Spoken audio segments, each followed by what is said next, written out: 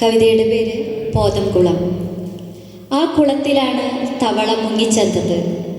തവള മുങ്ങിച്ചാകെ അല്ല, തവളയെ കൈയും കാലും തലയും വെവ്വേറെയാക്കി ദേ ആ കുളത്തിൻ്റെ അങ്ങേ നടുക്കിട്ടു. കാരണം അതിന് 6 വിരലുണ്ടത്രേ.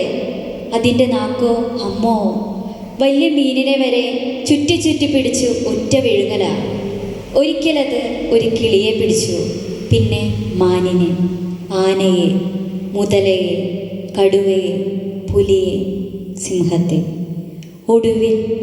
ഒടുവിലത് മനുഷ്യനെ പിടിച്ചു. രുചിയറിഞ്ഞപ്പോൾ പിന്നെയും പിടിച്ചു. പേടിച്ച് ആ വഴിയിൽ ആരും പോവാതായി. ഒരിക്കലത്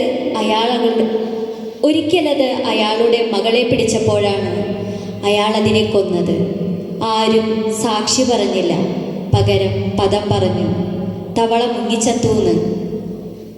മീൻ കൊത്തി തവളയുടെ കൈയും കാലും തലയും കുളത്തിൽ പൊന്തിയെന്ന്.